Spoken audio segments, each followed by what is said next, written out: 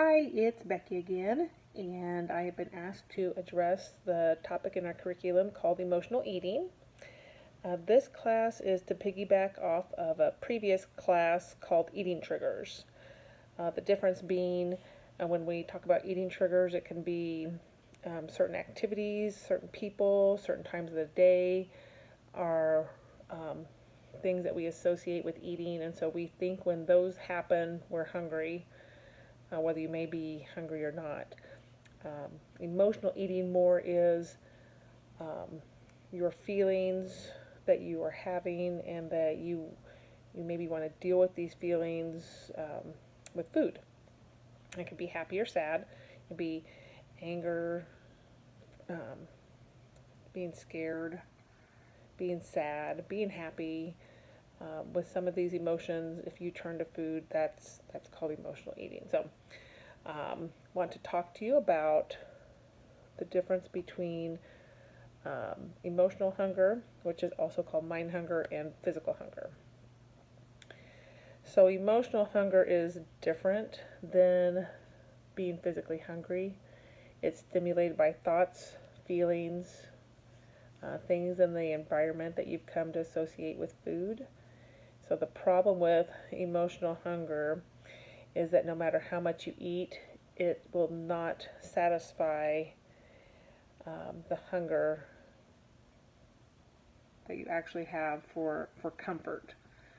So you always feel hungry as long as you aren't really dealing with those emotions. Physical hunger is when your body needs food for energy, and you have some cues like a growling stomach after several hours without food. Physical hunger can be satisfied by fueling your body, and preferably with some healthy options.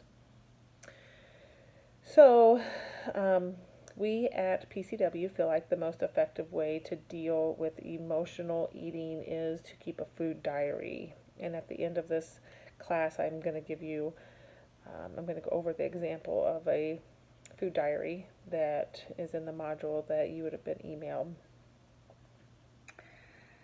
But once you can identify the feelings that are triggering you to eat, then you can develop strategies for dealing with those feelings and non-food related ways. So when emotional hunger strikes, then you can take action to control it.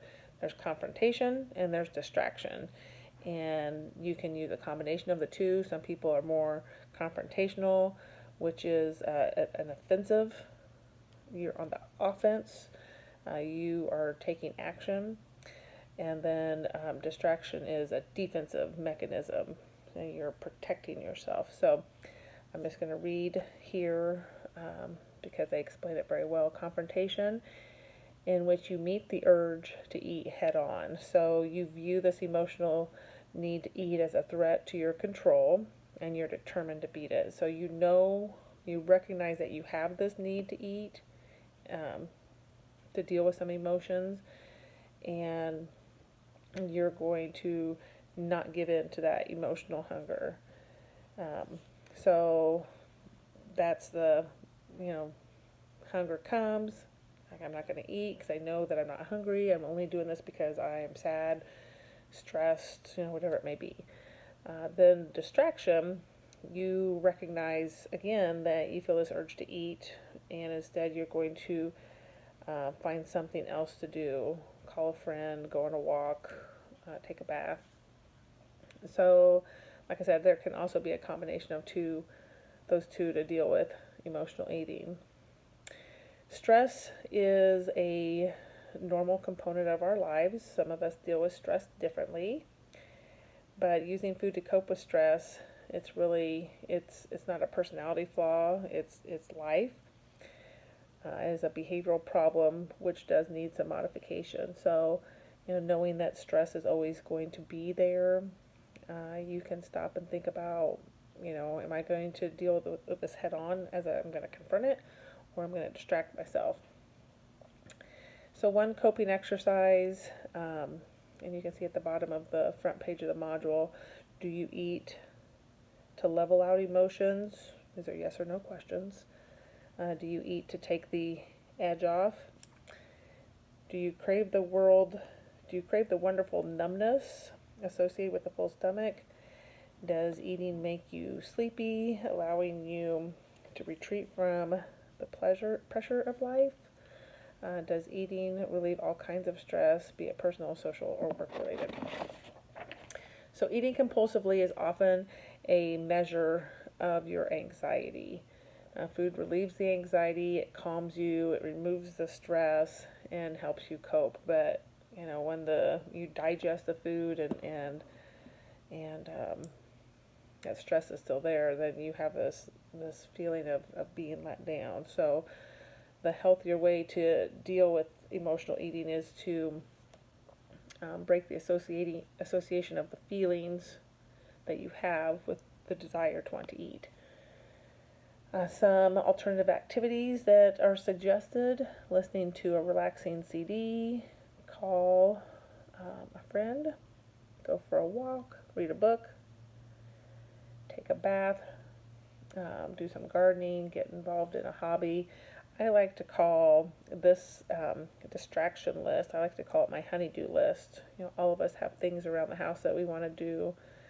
A closet you want to clean out, a room you want to paint, clothes you need to go through. Just having things to do to keep you busy when you know that urge to eat is coming from not physical hunger. So you will see at the back of this module, this is the food diary that is suggested, and what I like about it is you're going to write down, if you do this for a week, it'll help you realize the feelings that you are associating with food, because you're not only putting down what time of the day you're eating, what you're eating, how much you're eating. Those are normal in food diaries. You also are putting down the place that you're eating them, who are you with, what are you doing, what are you feeling, and then on a scale of 1 to 5, how hungry are you? 1 being not hungry at all to 5 being very hungry.